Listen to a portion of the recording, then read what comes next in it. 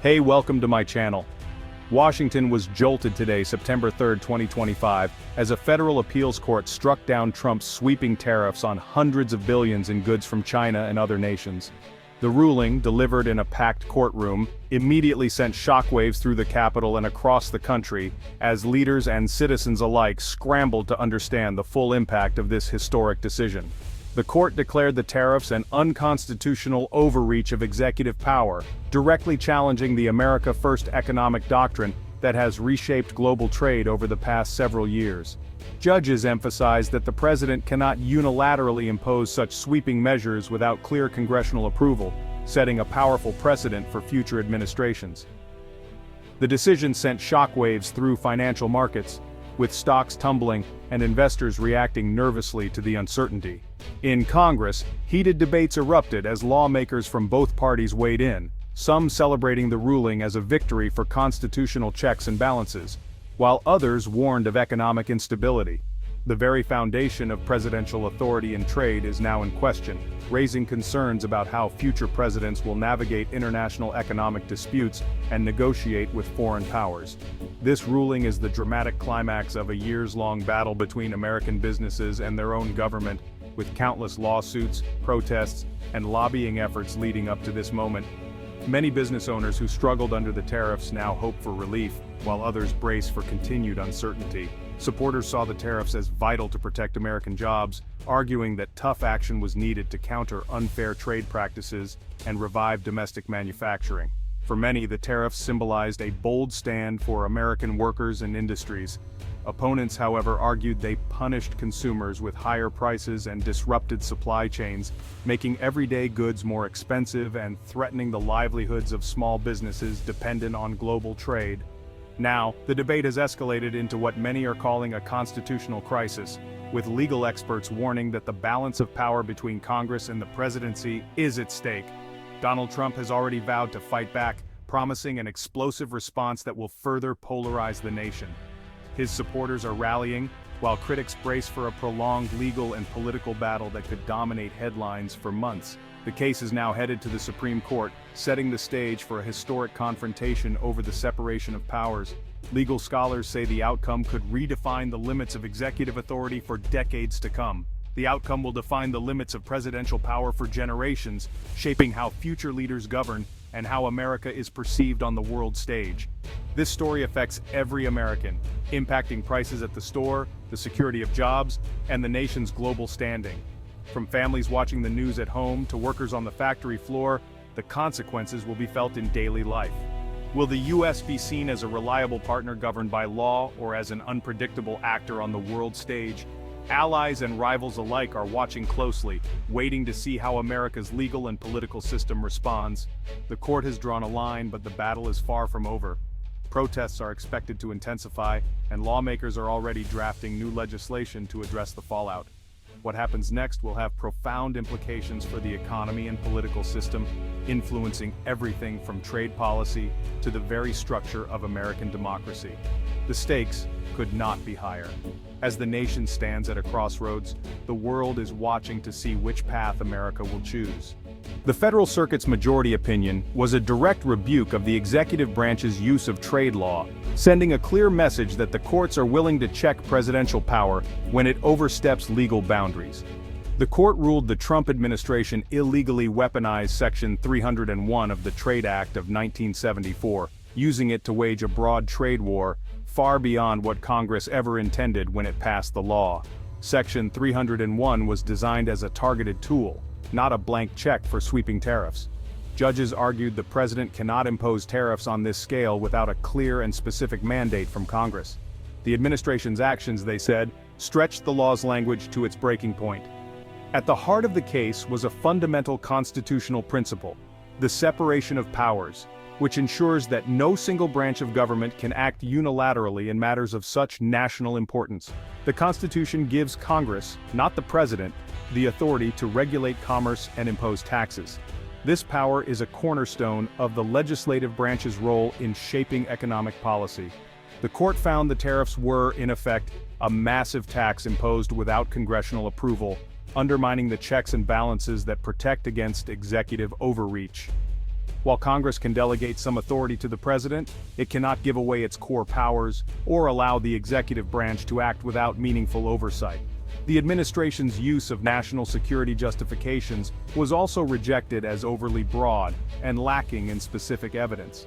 The court emphasized that vague claims of emergency cannot justify bypassing the legislative process. The ruling tells the executive branch it cannot bypass Congress by simply declaring economic challenges as emergencies, setting a precedent for how future administrations must approach trade disputes.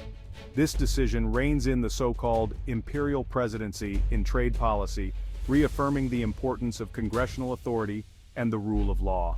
The court has redrawn the boundaries of presidential power, with lasting implications for future administrations and the balance of power in Washington.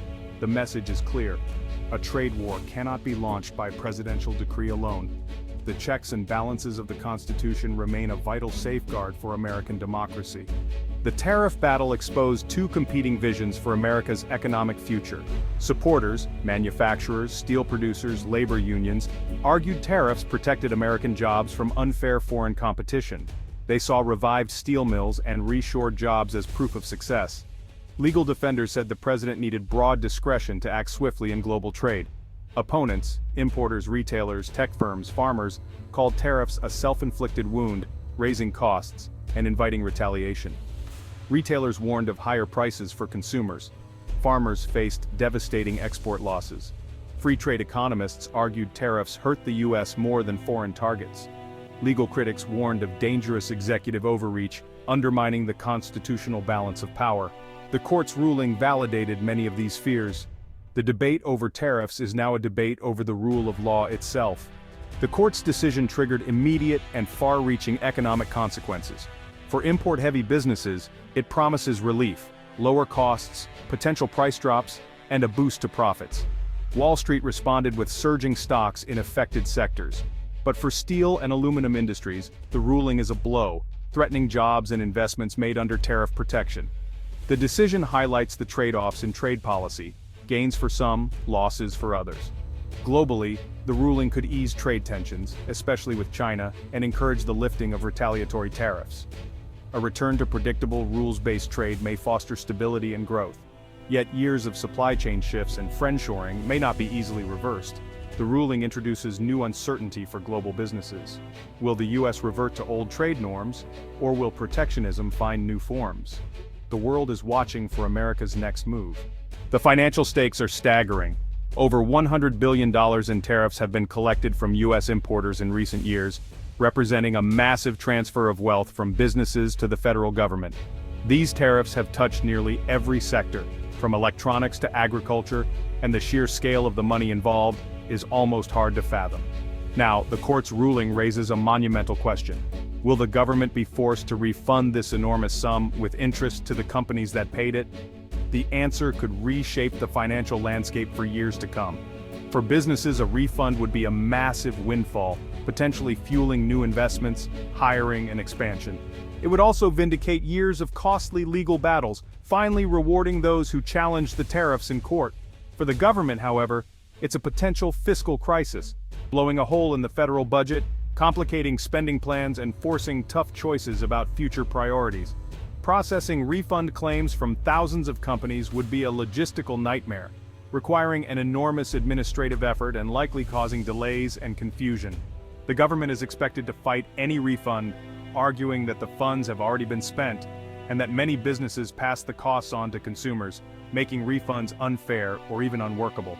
Even if the Supreme Court upholds the lower court's ruling, a new legal battle over the mechanics and fairness of refunds is almost certain to follow, dragging the process out even longer. This prolonged limbo clouds business planning and investment, leaving companies uncertain about their future costs and cash flow, and making it difficult to chart a clear path forward. The $100 billion question has now become a major economic variable, influencing everything from stock prices to hiring decisions and even international trade negotiations. The final outcome will have far-reaching consequences, impacting corporate balance sheets, government finances, and the broader economy in ways that are still difficult to predict. The tangled consequences of tariff policy are only beginning to unfold, and the story of this massive refund remains far from over. Trump's reaction was swift and defiant. He denounced the ruling as a political attack and vowed to appeal to the Supreme Court.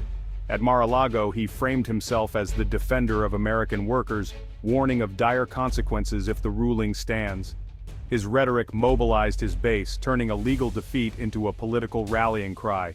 By attacking the court's legitimacy, Trump seeks to politicize the judicial process. His team will file emergency motions to delay the ruling and keep tariffs in place. For Trump, this is now a test of power and legacy. A constitutional collision is inevitable. All eyes turn to the Supreme Court, which now faces a defining separation of powers question. Where does Congress's authority to regulate trade end and the president's begin? Lawyers for businesses argue Congress alone controls commerce and taxation. Trump's team claims the president needs broad powers to act swiftly.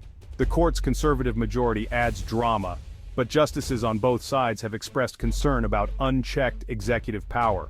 Originalist justices may side with Congress's authority. The case could create unusual alliances among the justices. A decision is expected by June 2026. Until then, trade policy remains in limbo, with tariffs possibly still in effect. The Supreme Court's verdict will define the balance of power for the 21st century. The nation waits for a historic decision. The ruling reverberated worldwide, with allies welcoming a return to rule-based trade. Europe, Canada, and Japan see hope for renewed cooperation and the end of trade wars among partners.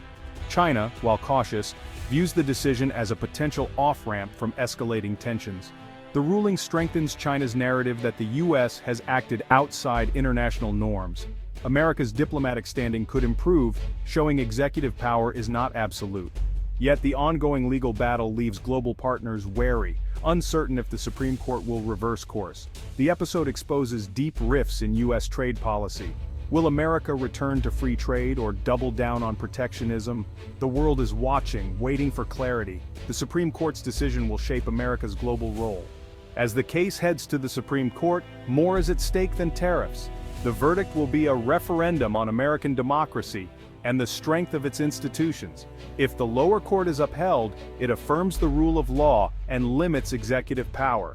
If overturned, it grants the president vast authority to impose economic will. The decision could shift the balance of power, empowering future presidents to bypass Congress. This is a national reckoning over America's identity, protectionist or open, unilateral or governed by law. The Supreme Court's ruling will echo far beyond trade, shaping the nation's future.